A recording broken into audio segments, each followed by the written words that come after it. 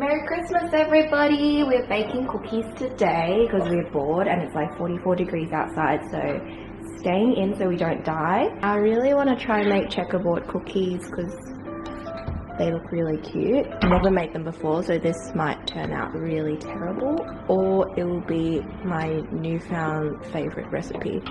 Who knows? We'll see.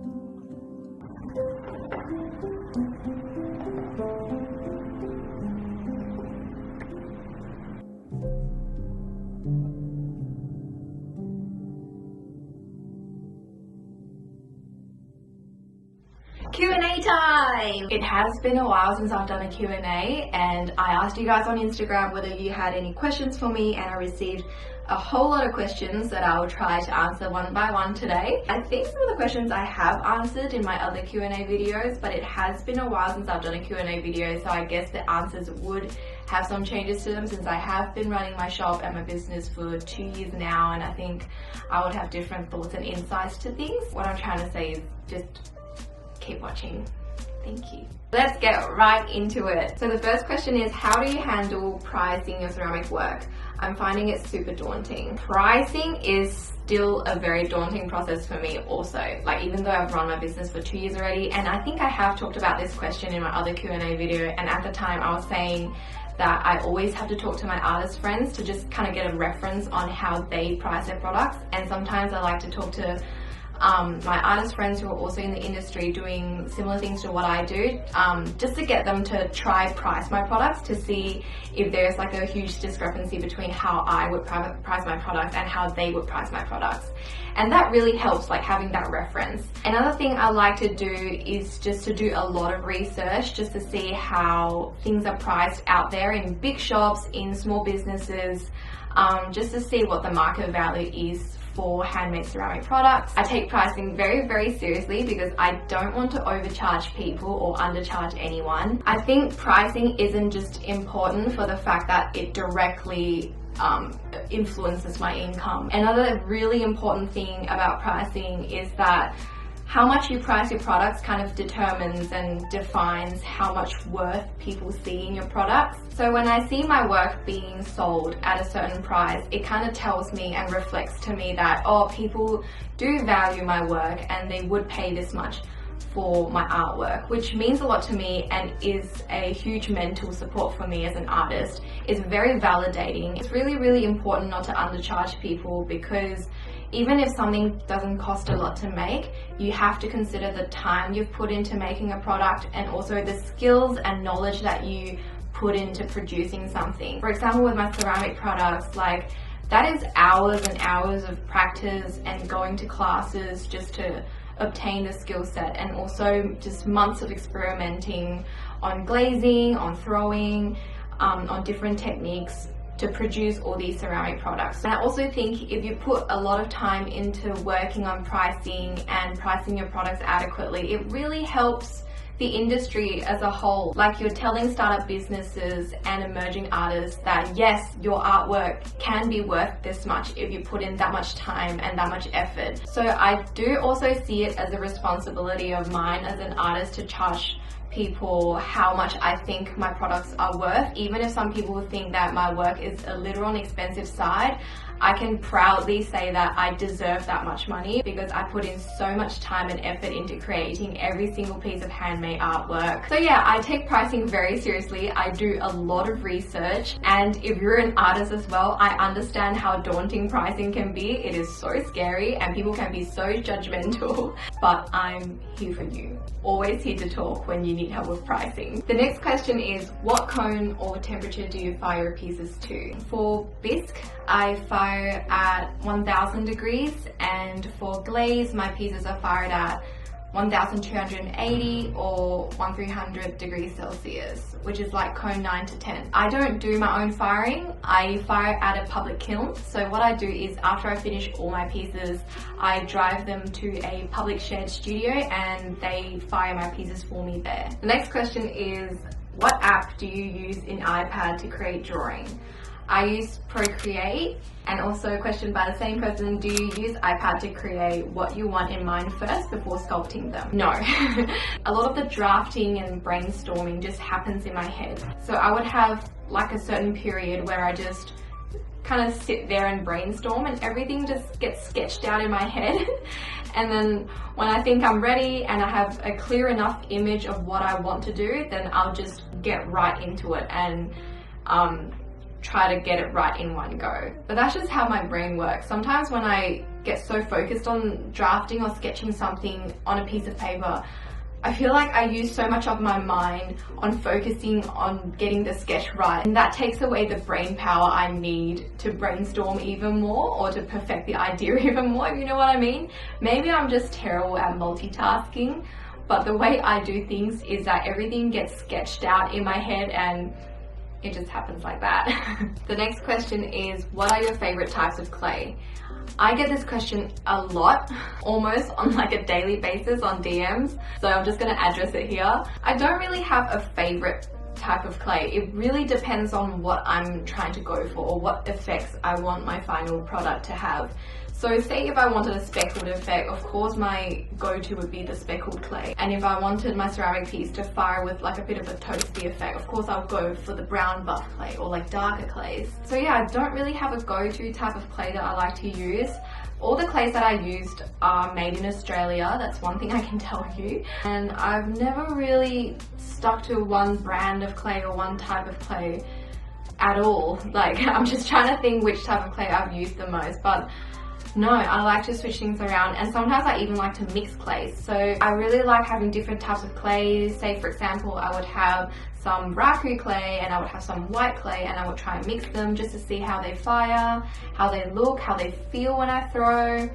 I'm a very experimental person. One of the teachers I had at my ceramic course, he would dig out dirt from the ground and make his own clay, which is very cool. I think it really inspired me a lot in learning not to stick to one thing and to only like one thing, because there's just endless possibilities with art. You should not like one thing, you know? When I get questions about what type of clay I like, I'm always like, I really don't have a type of clay I stick to, or I don't have a go-to type of clay that I use. And that is very true. I'm not trying to hide like industry secrets or anything.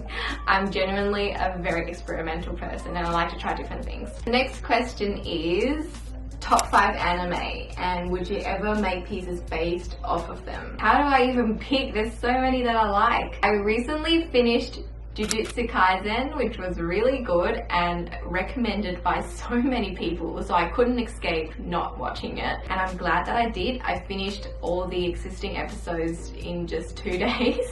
I also really like My Hero Academia. Have you guys seen the newest movie? That was so good. If you haven't seen it, please go see it.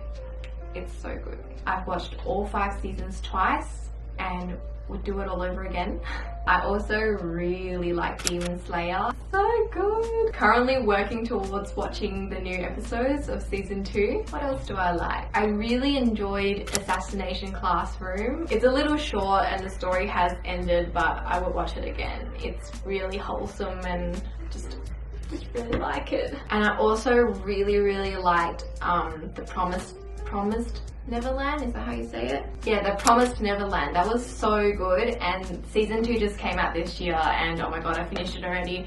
It's so good. Please watch it if you haven't. Currently looking for new things to watch, so please tell me anime recommendations. Very keen on knowing. I have nothing to do because I'm on break. Fruit Basket was also really good and it was recommended by one of you, so thank you for that. I really enjoyed it. What was the second half of the question? Would you ever make pieces based off of them? Would love to. Maybe that's something I could experiment in next year. Next question is, where do you get your creative inspiration from? Games, anime, life, food, animals, anything cute. I'm very imaginative. I'm a Pisces, by the way, so everything about my life is based off of imagination, and I think being a Pisces definitely helps with my creativity. I know that is absolutely useless tips to you, but just putting it out there. And even like small talks or conversations with random people, that sparks like nostalgic memories or feelings that you can turn into an artwork that represents all of that emotion, you know? I'm literally a Pisces through and through. Life itself basically is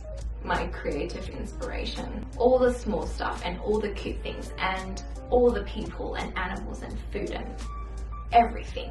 The next question is, what are your long-term goals for your art career? It used to be to have my own children's book or graphic novel published, but if you follow me on Instagram, you would know that I am actually working on a children's book, which is crazy. It happened this year. That's not going to be out till 2023, but it is something that is work in progress and I'm constantly working on that. Now that that's been checked off the list, I think the next thing would be to have my own space and have a fully equipped pottery studio of my own, because pottery is something I'm very, very passionate about, and I can see myself doing it for many, many years. So that is something I want to invest in and to do. Another thing I want to do might be Comic Cons or markets around the world. The only places I've done markets in is here in Perth and in Melbourne. I was actually planning on doing one in Japan in 2020, but obviously couldn't because of COVID. If traveling becomes much safer and there is a market or something like that in your country that you think I should check out, definitely tell me about it.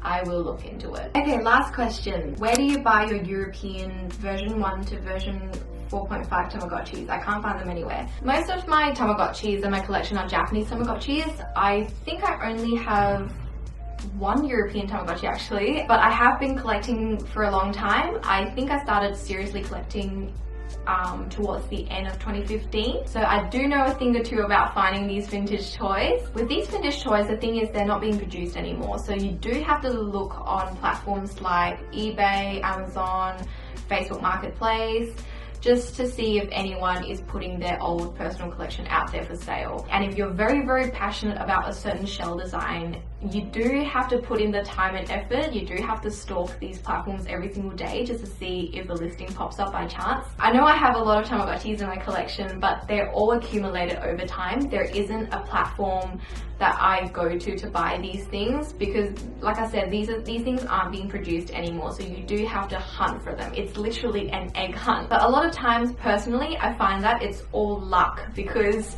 it really depends on whether you come across the listing on places like eBay. I don't think European Tamagotchis are that hard to find actually, especially when you're saying what version 1 to 4.5, that's quite a large range of Tamagotchis. It just depends on what budget, shell color and model you're looking for.